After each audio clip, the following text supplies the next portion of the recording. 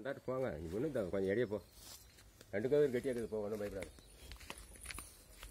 ஏமாந்தாலும் ஒரு கோவில் கட்டினா அவ்வளோதான் கட்டி